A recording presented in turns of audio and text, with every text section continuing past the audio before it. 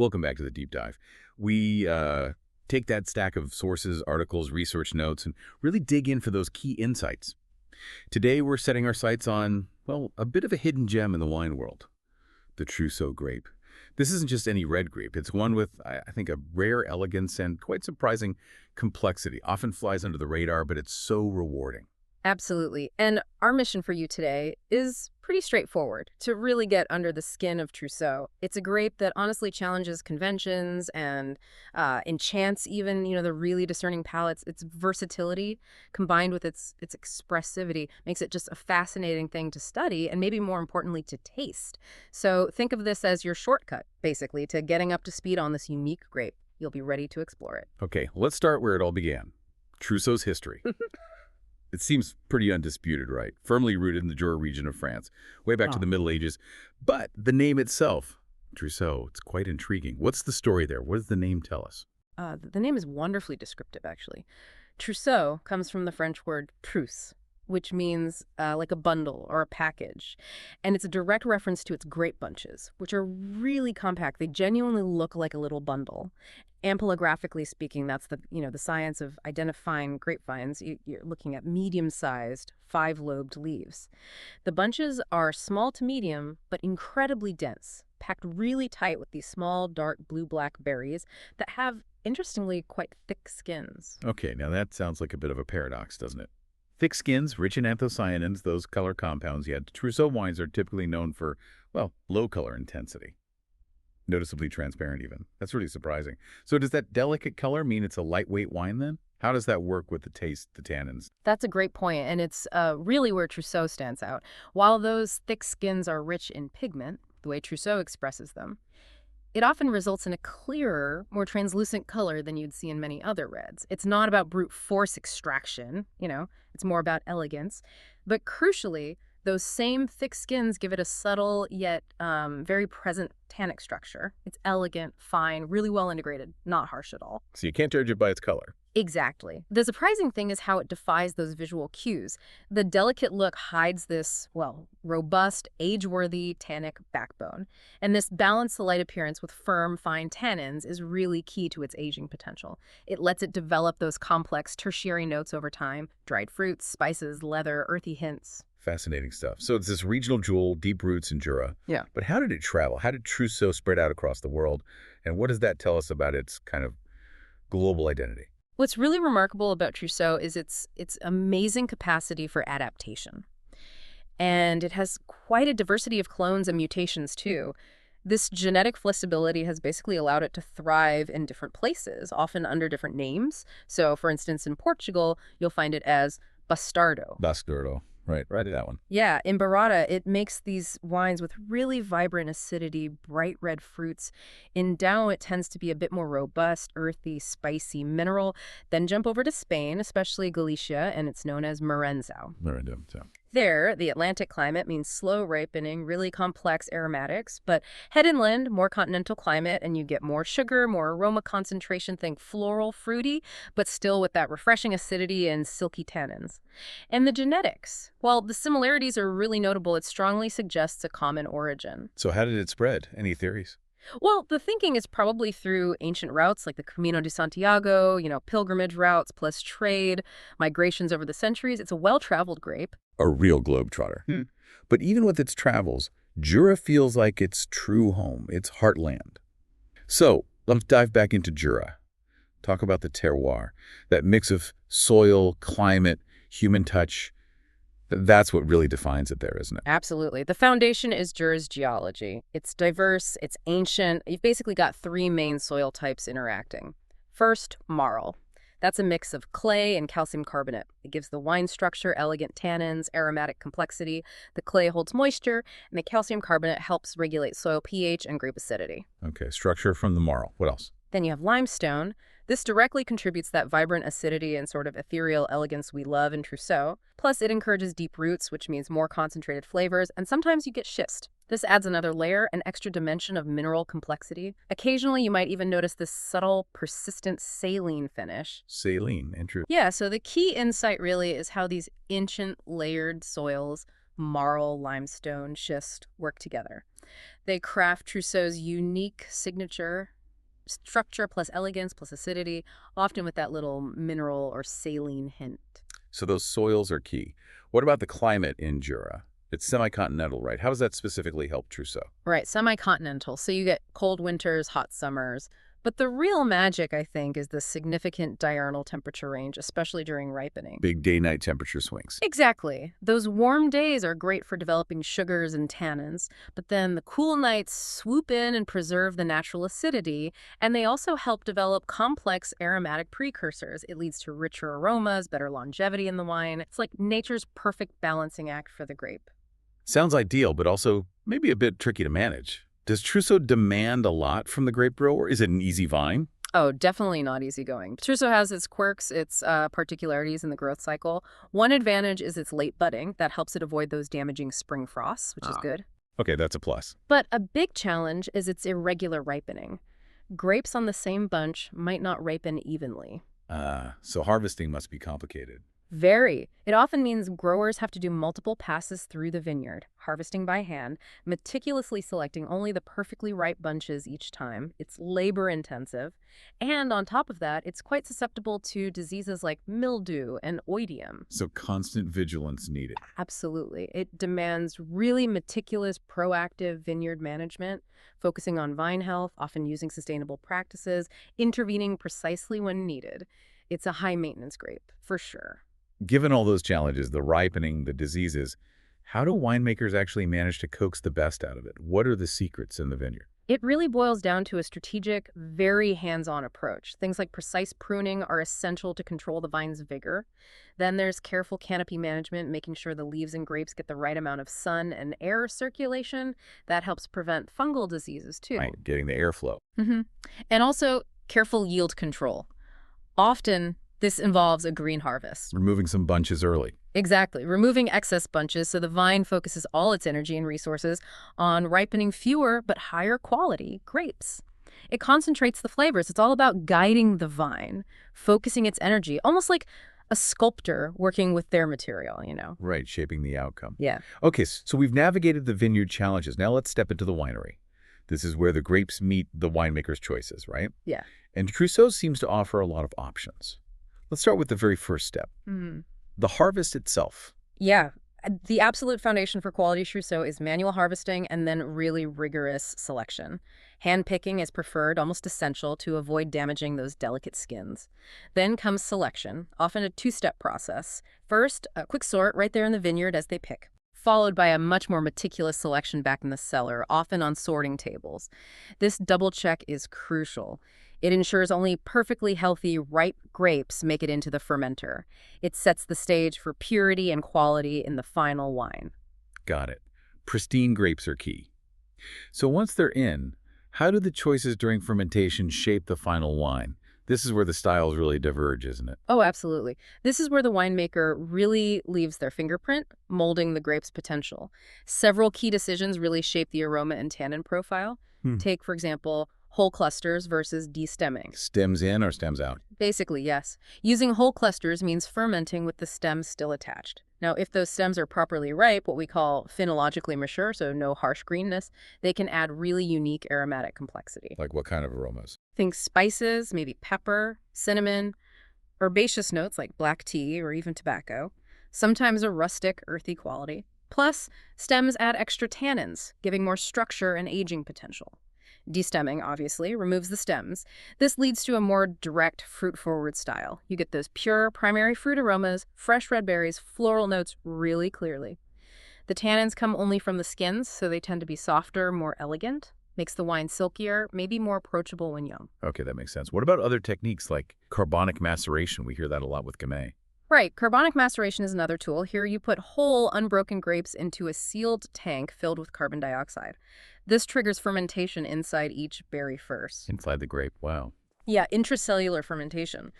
After this initial phase, the grapes are gently pressed, and then normal alcoholic fermentation finishes the job, the result. You get these really vibrant young wines, an explosion of aroma. Intense, fresh red fruits, cherry, raspberry, strawberry, often floral notes like violet, and sometimes that distinctive, slightly unusual note people describe as gummy bear or even banana. Huh, the gummy bear aroma. It's a hallmark. And the tannins are super soft, very rounded. These wines are made to be drunk young and enjoyed for their freshness.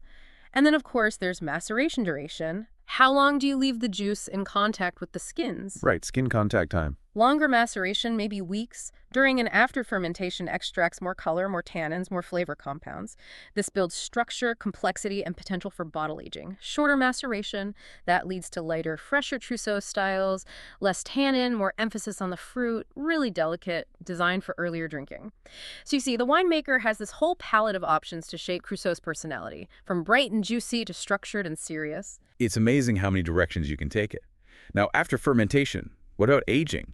How do different vessels, steel, oak, maybe other things, influence the final wine? The aging vessel is like the finishing touch, another layer of influence. Each one shapes the wine differently. Stainless steel tanks, for example, are all about preserving purity and freshness. Steel is inert, so it doesn't add flavor. It just lets the primary fruit aromas, the natural acidity, the terroir itself shine through. Ideal for young, vibrant styles. Keep it clean and bright. Exactly. Then you have oak barrels, new or used. Oak introduces complexity in two main ways: microoxygenation and adding flavor compounds. Microoxygenation. Tiny amounts of oxygen seep through the wood pores. This slowly softens the wine's tannins, helps stabilize the color, and encourages the aromas to evolve into a more complex bouquet. New oak barrels also impart flavors, think vanilla, cinnamon, clove, toast, smoke, sometimes coffee or chocolate, and they add their own tannins, called ellagic tannins, from the wood, which gives more structure. And used barrels. Used barrels give you the benefits of that slow microoxygenation, but with much less, or sometimes barely any, added wood flavor. So you can soften the wine and add complexity without overwhelming Trousseau's own delicate fruit and floral notes. It's a balancing act. Makes sense. What about those really big barrels? Foudre. Right, large foudres, these huge oak vats, they offer a sort of middle ground, aiming for elegance and longevity. Because they're so large, the ratio of wood surface area to wine volume is much lower than in small barrels. So less wood influence. Much less direct wood flavor, yes, Right. but you still get very slow, controlled microoxygenation. This is fantastic for gradually softening tannins until they're silky smooth, while really preserving the grape's authentic character, the fruit, the minerality. Foudres are often key for wines intended for long bottle aging, helping them develop those deep tertiary notes like leather, tobacco, sous-bois, that forest floor smell. And I've heard about clay, too. Amphore. Yes, amphore, or clay talas, as they're called in Portugal. This is really a return to ancient methods. Clay is porous, like wood, so it allows gradual microoxygenation. But no wood flavor. Exactly, no added flavors. So it softens tannins and stabilizes color naturally, but the focus remains entirely on aromatic purity and minerality. It really lets the primary fruit and the soil's terroir speak directly. Amphore can also add a unique textural quality, sometimes described as simultaneously soft, yet slightly rustic, and often enhance that intrinsic Trousseau or earthy character. Wow, so many choices. Each vessel really guides the wine down a different path. Precisely. It's all about the winemaker's vision for that particular Trousseau. Okay, let's shift gears. Let's put on our sommelier hats, swirl the glass. What do we actually see when we look at a Trousseau? Visually, Trousseau can range from a pretty intense ruby to a deeper garnet, but as we discussed, its most characteristic feature is often that lower color intensity, that remarkable transparency. It signals a certain delicacy in how it was made. And as it ages, you'll start to see those lovely orange or brick red reflections appearing on the rim of the glass. That's a classic sign of maturity, of evolving complexity. And on the nose, what aromas should we look for? Oh, the nose is where Trousseau really sings. It's a complex symphony. When it's young, you get vibrant primary notes, fresh red fruits, maybe some black fruits too. Think cherry, wild cherry, raspberry, blackberry, very bright. But with a bit of age, or depending on the terroir, those secondary and tertiary notes emerge. Spices often come through. White pepper is quite common, sometimes clove. Distinct earthy or Trousseau touches like damp earth after rain, forest floor. That sous-bois character again. Exactly, sometimes even slightly gamey or animal notes. And in well-matured examples, you can find beautiful hints of leather and tobacco. These layers really tell the story of where it grew and how it was aged.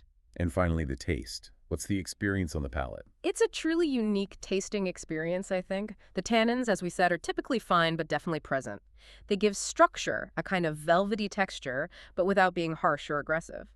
Then there's the acidity. It's usually quite vibrant, acting as the wine's backbone. It provides freshness, life, and contributes significantly to its impressive aging potential. So it keeps it lively. Absolutely. The body is generally medium to light, which adds to its overall elegance. And very characteristically, especially from Jura, you often find this saline or mineral finish. It's like an unmistakable signature of those limestone and marl soils. It adds complexity and leaves your palate feeling refreshed. So delicate visually, but complex and structured on the palate. That's the core of it. It engages the mind as well as the senses. Okay, with that profile, elegance, earthiness, vibrant acidity, how does Trousseau play with food?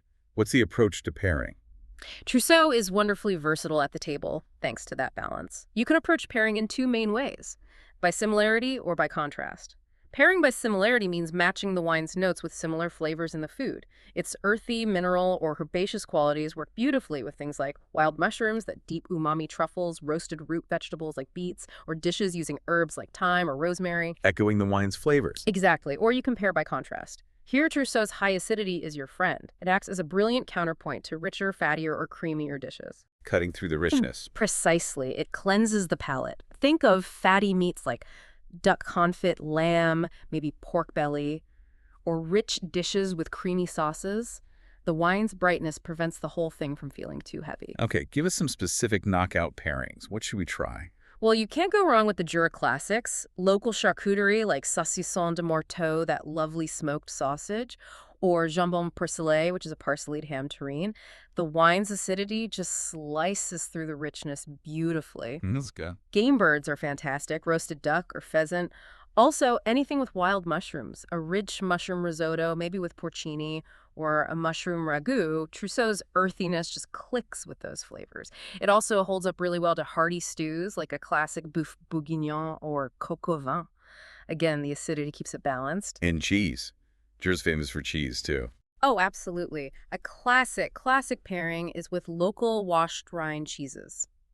Think Comté, with its nutty, slightly fruity character, or Morbier, the one with the ash line through the middle. Trousseau's acidity cuts through the fat and salt of the cheese perfectly. It's a regional match made in heaven. Okay, now let's zoom out a bit. We've talked a lot about what Trousseau is. How does it compare to other well-known red grapes? Putting it in context really helps define it, I think. Yes, comparisons are useful. Let's take Pinot Noir. Both can be elegant, relatively thin-skinned grapes, but Trousseau generally comes across as a bit more maybe rustic. It usually has higher, more vibrant acidity and firmer tannins, even though they're fine tannins. Pinot Noir is often prized for its sheer delicacy, its subtle red fruits and florals, and generally softer structure. Different styles of elegance, perhaps. You could say that. Now, compare it to Gamay, especially from Beaujolais. Gamay is known for being light, super fruity, low in tannins, often with those banana or gummy bear notes from carbonic maceration. Trousseau offers significantly more structure, more body, those integrated tannins, and much better aging potential. Its aroma profile is also far more complex, going way beyond simple fruit into those earthy and mineral realms. Okay, so definitely more serious than most Gamay. Generally, yes. And even comparing it within Jura to Pulsard, another local red grape, Pulsard is famous for being incredibly pale, almost rosé-like in color. It's super ethereal, very delicate, with virtually no tannin, mostly floral and light red fruit notes. Trousseau is much more concentrated, more potent in comparison. It has that firmer tannic presence, more substance, and again, that potential to age. So it really carves out its own unique space. It absolutely does. It's not quite like Pinot, definitely not Gamay, and more structured than Pulsard. It offers a unique combination of qualities. It's clear Trousseau deserves more attention, and its reputation is growing. Who are some of the producers, the icons who've really championed this grape and shown what it can do? Oh, there are some fantastic names, real pioneers and benchmarks. In Jura, you have legends like Domaine Jean Maclet. They make a Chateau Chalon Trousseau that's just benchmark stuff, incredible elegance, amazing aging potential, really captures that Jura terroir. Then there's Domaine Jacques Poufny, often called the Pope of Arbois. His Arbois Trousseau Les Bretières is a masterclass in balance, power, and delicacy together. Sadly, he's retired, but his wines are legendary. Icons for sure. Any others? Definitely. Domaine Tissot, run by Stéphane Tissot. He's a big name in biodynamics, really innovative. His Arbois Trousseau Le Corvée is known for vibrant acidity, lovely wild berry notes, and you absolutely have to mention Domaine Gannevat. Jean-François Gannevat is, well, revered, almost a cult figure. Biodynamic, low intervention. His Van de Frost Trousseau Cuvée are just incredibly expressive, authentic, elegant, fine tannins, red fruits, spice, that mineral edge. Fantastic wines. And what about outside Jura? You mentioned it adapts well. Yes. A great example is Scribe Winery over in Sonoma, California. They make a Carneros Trousseau that's maybe a bit fruitier, more immediately accessible than some Jura styles, but still has that lovely vibrancy and freshness. It really shows how versatile Trousseau can be in different climates and soils. It's exciting to see producers outside France embracing it. What an incredible journey through the world of Trousseau. We've really seen its unique personality shine through that blend of elegance, sharp acidity, and those unmistakable earthy notes. It really does seem to transcend simple categories. From being this cherished local secret in Jura to now gaining fans across the globe, it truly offers something special and rewarding, doesn't it? It really does. And, this raises an important question, doesn't it? How many other fascinating, maybe underappreciated grapes like Trousseau are out there just waiting to be discovered, each one telling its own unique story of its place, its people? So we really hope you feel inspired to seek out a bottle of Trousseau. Give it a try. It promises a genuinely rewarding journey, something that offers, I think, far more value than just another glass of wine. It's an invitation to explore nuance, history, and the soul of a unique terroir.